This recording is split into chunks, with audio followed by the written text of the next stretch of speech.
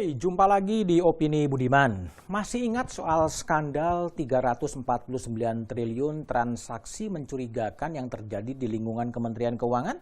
Itulah yang saya akan ulas dalam Opini Budiman kali ini.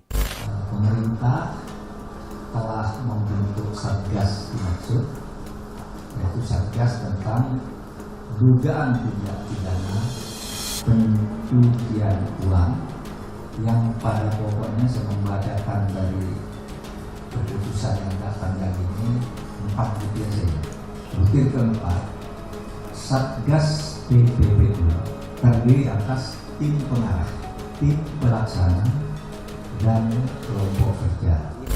Pemerintah akhirnya telah membentuk Satuan Tugas TPPU 349 triliun. Transaksi janggal itu memang menimbulkan kehebohan, menimbulkan kejengkelan, menimbulkan perasaan tak pasti mengapa itu bisa terjadi di lingkungan Kementerian Keuangan. Tapi isu itu mulai memudar. Penyelesaian model Satgas itu jamak terjadi di pemerintahan. Tentunya masih ingat ya, ada Satgas Anti Mafia Hukum tahun 2010 yang dibentuk oleh Presiden Susilo Bambang Yudhoyono. Tapi publik juga tidak mengetahui hasil dari Satgas Anti Mafia Hukum itu. Mafia hukum sampai sekarang seperti ditengarai oleh Pak Mahfud MD masih terjadi. Jual beli perkara, jual beli vonis masih terjadi. Ada juga Satgas Anti Mafia Migas untuk membubarkan apa yang disebut Petral. Tapi sama, sebetulnya Satgas Anti Mafia Migas itu kemudian juga nggak jelas arahnya kemana, rekomendasinya seperti apa. Ya minimal publik atau minimal saya tidak mengetahui secara persis hasil dari Satgas itu sendiri. Nah tentunya kita tidak berharap Satgas Mahfud MD untuk membongkar transaksi janggal 349 triliun itu menjadi seperti Satgas-Satgas yang lain. Kita tentunya berharap akan ada perubahan berarti dalam sistem di Kementerian Keuangan, di sistem Direktorat Pajak, dan sistem di Bea Cukai. Cara kerja lama yang membuat itu terjadi harus kemudian dieliminasi dan memunculkan cara kerja yang baru. Meninggalkan cara-cara kerja yang bagaimana memupuk keuangan secara ilegal dan kemudian ditinggalkan. Organisasi Satgas ini ada tim pengarah. Tim pengarahnya itu ada Menko Polhukam, Pak Mahfud MD, ada juga Menko Perekonomian Airlangga Hartarto, dan Kepala PPATK, Pak Ivan Yustia Vandana. Itu adalah panitia pengarah. Tapi juga ada tim pelaksana yang diketuai oleh Deputi 3 Kantor Menko Polhukam. Dengan anggota adalah ada Dirjen Bea Cukai, Dirjen Pajak, ya, Irjen Kementerian Keuangan, Jaksa Agung Muda Pidana Khusus, serta perwakilan dari BIN dan Wakabareskrim. Posisi Dirjen Pajak dan kemudian Dirjen Bea Cukai memang jadi persoalan, bisa menjadi persoalan. Tapi kita sebaiknya menunggu saja. Ada tim ahli, ada tenaga ahli yang dikenal cukup kritis, ya, cukup kritis ketika kasus ini terungkap.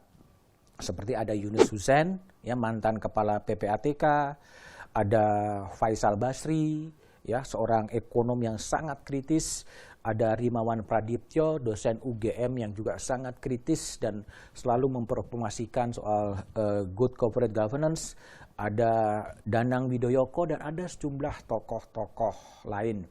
Sehingga Satgas TPPU yang dipimpin oleh Mahfud ini memang sebaiknya biarlah tim itu bekerja agar bisa mengungkap apa yang terjadi dengan skandal transaksi mencurigakan 349 triliun. Tapi yang juga penting, tim ini harus ada tenggat waktunya. Sampai kapan tim ini akan bekerja dan targetnya seperti apa. Tapi paling tidak bagi publik harus dijelaskan transaksi 349 triliun ini sebetulnya transaksi apa dan siapa pelakunya, dan mengapa sistem early warning system tidak bisa mendetek itu. Kenapa kemudian laporan kekayaan penyelenggara negara yang tiap tahun kemudian disampaikan kepada KPK tidak mencium adanya kejanggalan dalam kasus itu. Mengapa pengawasan fungsi internal tidak berjalan? Mengapa whistleblower system itu juga tidak bisa mengendus adanya praktek-praktek seperti itu? Dan jika memang cukup bukti, ada bukti yang sangat kuat, tidak tertutup kemungkinan Satgas ini merekomendasikan masuk ke dalam jalur pidana. Seperti di depan, sudah banyak sekali Satgas-Satgas yang kemudian dibentuk, dan hasilnya memang tidak diketahui oleh publik. Dan dari sinilah kemudian Satgas Mahfud MD ini harus belajar dari pengalaman-pengalaman Satgas yang dulu, bagaimana kemudian membangkitkan trust publik, membangkitkan kepercayaan publik agar Satgas ini bisa mendapatkan kawalan dan bisa mendapatkan hasilan. Artinya faktor komunikasi publik, pertemuan-pertemuan publik dengan media itu harus direguler, disampaikan sehingga media pun akan mengawal kasus itu. Ada beberapa catatan penting yang perlu disampaikan terhadap Satgas ini. Yang pertama adalah ada genuine interest, ada kepentingan yang murni, ada komitmen dan support dari pemerintah, khususnya Dirjen Pajak dan Dirjen Bea Cukai, agar keduanya mendukung penuh dan kasus ini bisa terungkap ke permukaan. Yang kedua adalah ada keseriusan dan komitmen dari aparat penegak hukum untuk melakukan penyelidikan. Tanpa ada komitmen, tanpa ada keseriusan, Satgas ini bisa bernasib sama dengan Satgas-Satgas yang lain. Yang juga cukup penting adalah harus ada kerjasama dengan pemangku-pemangku kepentingan seperti perbankan, asuransi, ya, money changer, dan institusi keuangan lain yang mungkin ikut tersalurkan atau terkait dalam transaksi mencurigakan itu. Dan yang juga penting, bahkan teramat penting adalah soal akses dari tenaga ahli.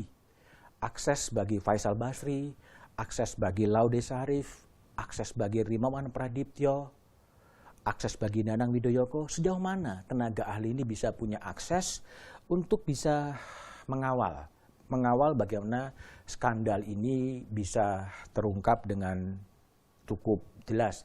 Ketika akses ini kemudian dibatasi, memang akan cukup repot. Tapi kita tidak ingin berburuk sangka.